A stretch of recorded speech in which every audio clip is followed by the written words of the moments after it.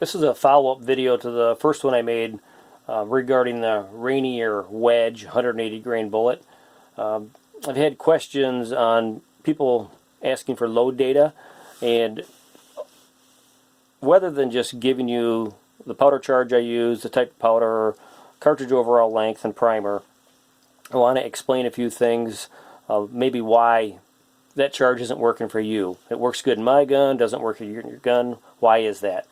The first thing I want to talk about is brass prep. That is probably the most important thing in any cartridge for accuracy. You're going to want to obviously clean your brass. I always deburr the inside flash hole. Get a flash hole deburring tool and knock the burrs off on the inside, and it's a one-time deal. You do it once, you don't have to do it again, you're done. So after that is finished on there, you want to make sure that all your brass is the same lot, whether it's purchased or you're making your own from Lake City or whatever the manufacturer. Don't have all different manufacturer lots of brass. Everything needs to be the same. So brass lot the same.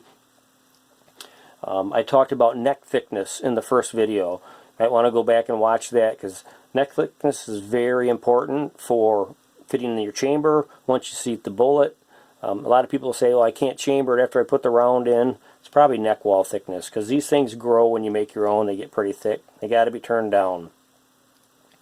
So when you're reforming these using a full-length die, you want to make sure on an AR-15 platform that the shoulder is bumped back from the base 3 to 5 thousandths for a semi-auto.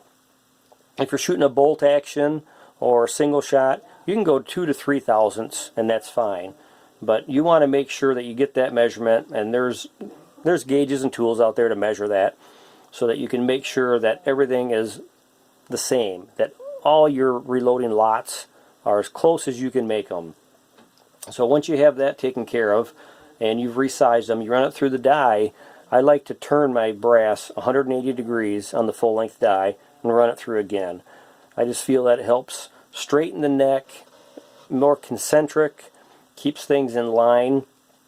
I also throw an additional Lee collet die that I talked about on the first one. That I think really helps to straighten the neck. Just concentricity is a biggie here. You want everything perfect in line, straight as you can make it. Before you check and file and trim, you want to full-length size them, because if you trim before you size them, they're going to grow. So last thing you're going to do is you're going to check the overall case length, and you're going to trim it to whatever size you're going to trim. I like to run mine a little bit longer, but that has to be all the same. So everything as close as you can make it tolerance-wise, to the exact you can get. These bullets will shoot fine. They're essentially a pistol bullet, but if you do your case prep and you get everything as best you can make it, these things will do sub-MOA at 100. I mean, I've done it. I know they'll do that. So it's a lot of it is case prep on getting there. Let's talk about different powders you use for subsonic loads. I've experimented with these three.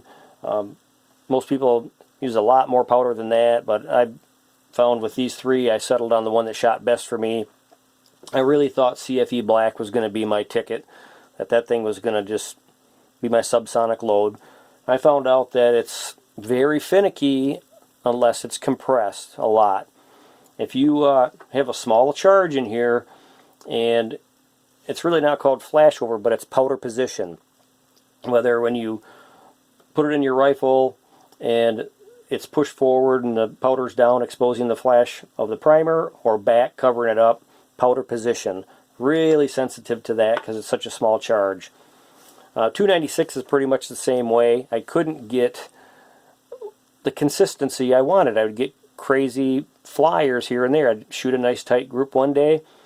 I'd go out the exact same load and get 2 in a bug hole, a couple flyers. Well, after doing some looking around, asking some questions, I found out what I needed was a high volume powder, IMR 4227. It's kind of a stick, if you want to call it that, where these are little round balls. This fills the case a lot more. So what you're getting is more case fill. You're not getting that powder position issue. I really don't take a whole lot of time on the bench. I'll load the mag, slam the bolt closed, and I'll shoot them. I don't want to have to worry about, okay, did I shake the gun forward for powder position? Is it level where the powder's level? I'm not going to worry about that if I'm out hunting or if I'm out just, you know, blasting subsonic rounds. And I found that I get super good consistency with IMR 4227 with the subsonic, with the Rainier wedge. It took this bullet and woke up the sleeper. That thing just, it loves it. In my gun anyway. I want to briefly touch about seating these bullets one more time. I talked about it in depth on the first video about modifying your stem for these bullets because the taper is inconsistent. So you want to adjust your stem like I had discussed in the first video to get more consistent seating. I found too, when you're seating these bullets, instead of going full stroke, seating it in one stroke, stop about halfway, turn the case 180, and then complete seating all the way down. If you do seat all the way down, no big deal. Turn the case, then stroke it again, just to make sure you get consistent seating. I found that that really helps keep things in line better. I run it through a concentricity gauge when I'm done to check them, and I have really good results with that. And you're always going to want to measure these not from the tip to the base. You're going to want to measure them from the ogive to the base, and that's going to give you a more consistent measurement.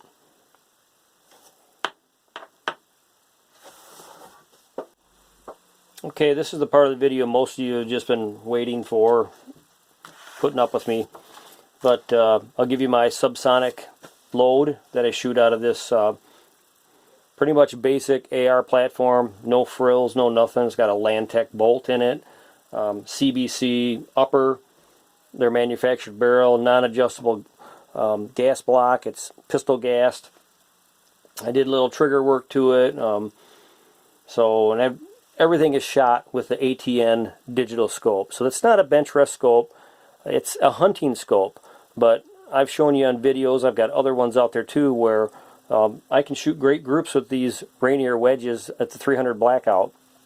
And so you don't need, you know, high dollar vortexes to get these things to drill them in there. I mean, I do it with ATN scope. So to get to the meat of it, for my subsonic load for the 180 grain Rainier wedge, IMR 4227 is the powder. I use 10.2 grains of powder. I use CCI 400 primers, and my trim length on the brass is 1.365 for this chamber. I run them just a little bit longer for this chamber, and I have no problems, works fine. All of it is Lake City converted GI brass that I've converted myself, turned the necks, prepped the brass. I do have a comparator for the overall length, but comparators are going to be different, so I'm going to give you a rough measurement from tip to base, which is 2.090. My particular comparator measures at 2.548 from the ogive to the base. Yours could be different, so you just have to check it out. But it's hard to get a consistent tip to base measurement, but that's the number if that's what you're looking for. But again, like I said, this is not a high dollar rifle. It is a Colt match target lower that I've done some working and tweaking to, but as far as the upper goes, not a whole lot of money sunk into it. A few upgrades here and there, but like I said before, it's how you prep your brass, consistency, concentric, keeping things straight.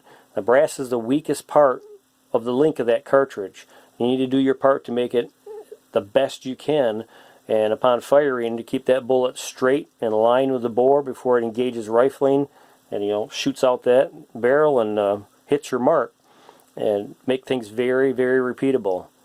So that's kind of part two for the bullet on some loading data tips.